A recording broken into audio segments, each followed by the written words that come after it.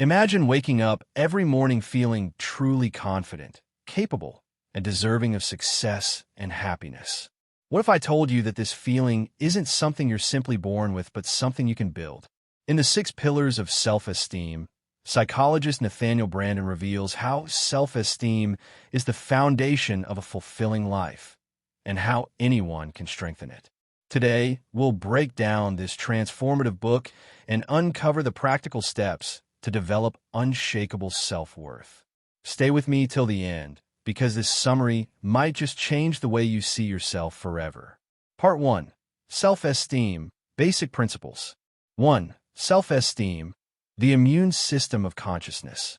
Nathaniel Branden introduces self-esteem as the immune system of consciousness, a core psychological function that determines how well we navigate life's challenges. Just as a weakened immune system makes us vulnerable to physical illness, low self-esteem makes us susceptible to anxiety, self-doubt, and a diminished capacity to cope with adversity. Branden argues that self-esteem is not a luxury. It is a fundamental human need. It influences our motivation, resilience, and ability to pursue meaningful goals. A person with high self-esteem trusts their ability to think, make decisions, and shape their life. In contrast, low self-esteem fosters fear, hesitation, and a tendency to avoid challenges rather than confront them. Key insight: high self-esteem isn't about arrogance or superiority. It's about having confidence in our ability to cope with life's challenges while feeling inherently worthy of happiness. Branden emphasizes that we cannot avoid the effects of self-esteem. Whether we acknowledge it or not, our level of self-worth affects how we interpret experiences, interact with others, and respond to both success and failure. The feedback loop of self-esteem. Self-esteem is not static. It is a dynamic, self-reinforcing cycle. If we believe we are capable and deserving, we take productive actions that confirm this belief, strengthening our self-esteem. If we doubt our competence or worth, we engage in behaviors that reinforce these negative perceptions, leading to further insecurity. Example: a person with high self-esteem is more likely to persist through obstacles, believing in their ability to succeed. Their perseverance increases their chances of success, reinforcing their positive self-image. Conversely, someone with low self-esteem may avoid challenges, expecting failure, which only deepens their self-doubt. 2. The meaning of self-esteem. Branden defines self-esteem as having 2 essential components. 1. Self-efficacy, confidence in our ability to think, learn, and solve problems, a sense of control over our own life. 2. Self-respect, a belief that we deserve success, happiness, and fulfillment, the right to stand up for our needs and values. These 2 elements work together to create a balanced sense of self-worth. Without self-efficacy, we feel powerless. Without self-respect, we feel unworthy. Real-world application. Think of self-esteem as a muscle. Just like physical strength, self-esteem grows when exercised through conscious, purposeful action. Neglecting it leads to weakness, while regular mental workouts, such as practicing self-discipline and challenging negative self-talk, strengthen it. The consequences of low self-esteem. A lack of self-esteem manifests in many ways, including fear of failure, avoiding risks due to a belief that mistakes define self-worth, chronic self-doubt, hesitating to make decisions or take action, dependence on external validation, constantly seeking approval from others rather than trusting one's own judgment, avoidance of personal responsibility, blaming circumstances or other people for personal shortcomings. Branden warns that a fragile self-esteem often leads to self-sabotaging behaviors. For instance, someone who feels undeserving of success may subconsciously undermine their own progress, reinforcing their negative self-perception. How self-esteem shapes our lives. Branden argues that self-esteem is the foundation for achievement. Those with strong self-esteem are more likely to pursue ambitious goals and persevere through setbacks. Relationships. A healthy self-image enables us to build fulfilling, respectful connections with others.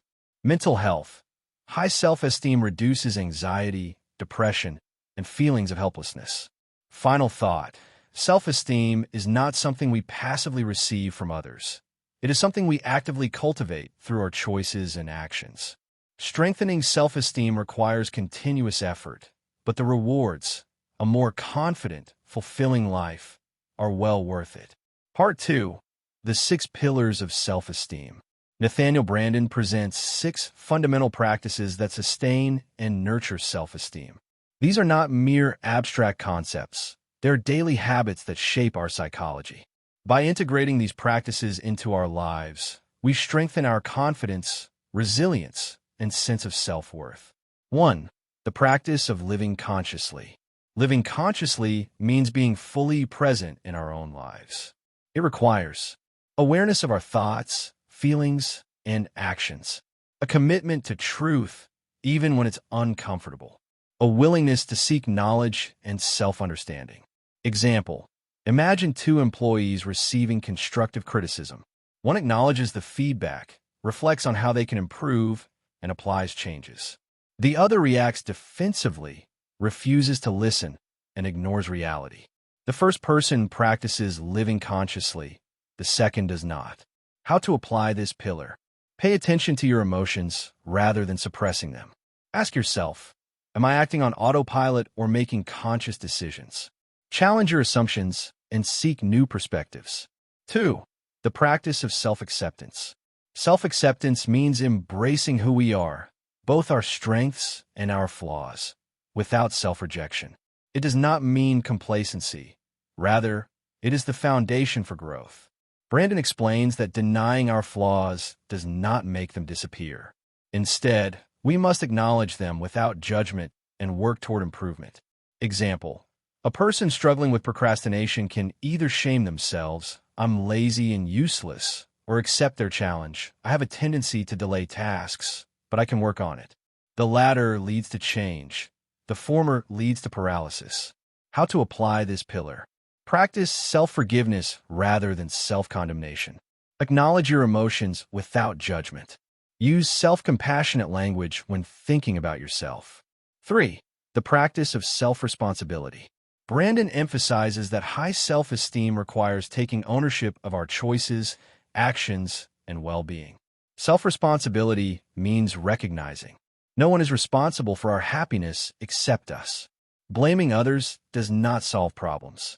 Our life circumstances are shaped by our decisions. Example: 2 people face financial hardship. One blames the economy, their boss, and their upbringing. The other asks, "What can I do to improve my situation?" The second person demonstrates self-responsibility, which leads to personal empowerment. How to apply this pillar? Avoid victim mentality. Instead, ask, "What can I do differently?" Take initiative in solving problems rather than waiting for rescue. Accept responsibility for both successes and failures. 4. The practice of self-assertiveness. Self-assertiveness means honoring our needs, values, and boundaries without fear or guilt. It is the ability to stand up for oneself while respecting others. Branden explains that many people suppress their true thoughts out of fear of rejection or conflict. However, failing to assert oneself damages self-respect. Example: if a coworker repeatedly takes credit for your work, staying silent out of fear diminishes your self-esteem.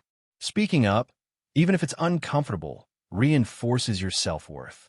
How to apply this pillar? Express your thoughts and feelings openly and honestly. Say no when necessary without excessive guilt. Stand by your values, even when facing opposition. 5. The practice of living purposefully. Branden argues that self-esteem thrives when we set and pursue meaningful goals. Without a sense of purpose, we drift aimlessly, leading to dissatisfaction and a lack of fulfillment. Living purposefully requires setting clear, achievable goals, taking consistent action toward those goals, evaluating progress and adjusting as needed. Example: a person who wakes up each day with a clear direction, whether in career, relationships, or personal growth, feels a sense of meaning. In contrast, Someone who drifts without purpose often experiences feelings of emptiness and low self-worth. How to apply this pillar? Identify what truly matters to you. Set both short-term and long-term goals. Take daily actions that align with your values and objectives. 6. The practice of personal integrity. Personal integrity is about aligning our actions with our values. When we betray our principles, even in small ways, we erode our self-respect. Brandon highlights that many people justify dishonesty, broken promises, or unethical behavior to avoid discomfort. However, these actions weaken self-esteem over time. Example: if honesty is a core value, but you lie to avoid conflict, you subconsciously damage your self-trust. Every act of integrity reinforces your self-esteem, while every compromise weakens it. How to apply this pillar? Define your core values and live by them consistently. Avoid rationalizing behavior that contradicts your principles. Keep promises to yourself and others. Conclusion: the 6 pillars of self-esteem are not one-time actions, but lifelong practices. By integrating these habits into daily life, we cultivate a deep, lasting sense of self-worth. Strengthening self-esteem requires conscious effort, but the rewards, greater confidence, resilience, and fulfillment, are invaluable. Part 3. External influences on self-esteem. While self-esteem is largely shaped by internal factors, our thoughts, choices, and behaviors, it is also influenced by the external world. The environments we grow up in, the people we interact with, and the cultural norms we absorb all play significant roles in shaping our self-perception. Nathaniel Branden explores how different aspects of life, parenting, education, work, relationships, and culture impact our self-esteem, and how we can create environments that support and nurture it. 1. Nurturing a child's self-esteem. The foundation of self-esteem is laid in childhood. A child's earliest experiences, especially interactions with parents, profoundly affect their sense of self-worth. Branden highlights that children need 2 essential things from caregivers: love and acceptance, feeling valued for who they are, not just what they do; guidance and boundaries, learning responsibility through fair and respectful discipline. Children absorb their self-worth from how they are treated. If they grow up in an environment of encouragement and respect, they internalize the belief that they are worthy and capable. Conversely, if they experience excessive criticism, neglect, or over-control, they may develop self-doubt and a diminished sense of worth. Example: a child constantly praised for their efforts, rather than just their achievements, is more likely to develop a growth mindset and resilience. On the other hand, a child who is shamed for mistakes may learn to equate failure with personal inadequacy. How parents can foster healthy self-esteem. Validate children's feelings and experiences without dismissing them. Encourage independence by allowing age-appropriate decision-making. Avoid conditional love. Self-worth should not depend on achievements. Set clear and reasonable boundaries with respect and fairness. 2. Self-esteem in the school system. Education plays a critical role in shaping self-esteem. Schools should not only impart knowledge, but also nurture confidence, curiosity, and independent thinking. However, many traditional educational systems do the opposite by overemphasizing external validation. Grades and rewards become the measure of worth. Discouraging critical thinking. Rote memorization is valued over intellectual exploration. Ignoring emotional well-being. Little attention is given to self-expression and personal growth. Example: a student who is afraid to ask questions in class due to fear of ridicule may develop self-doubt that lasts into adulthood. In contrast, a teacher who encourages open discussion fosters confidence and intellectual courage. How schools can support self-esteem. Create an environment where students feel safe to express ideas. Focus on learning and effort rather than just grades. Teach self-responsibility and problem-solving skills. Encourage collaboration rather than unhealthy competition. 3. Self-esteem in the workplace. The workplace is another significant arena where self-esteem is tested and influenced. A company's culture can either empower employees or erode their confidence. Brandon argues that high self-esteem employees are more likely to take initiative and solve problems independently, handle criticism constructively rather than defensively, communicate effectively, and assert their ideas. However, toxic work environments can severely damage self-esteem, especially when they include micromanagement. Constant oversight signals a lack of trust, lack of recognition. Employees feel unvalued and unseen. Fear-based leadership, threats and punishments create anxiety and insecurity. Example: a manager who encourages employee autonomy fosters confidence, while one who constantly criticizes creates an environment of fear and self-doubt. How workplaces can foster self-esteem. Encourage open communication and respect employees' input. Recognize and reward effort, not just outcomes. Create opportunities for professional growth and autonomy. Treat mistakes as learning experiences rather than failures. 4.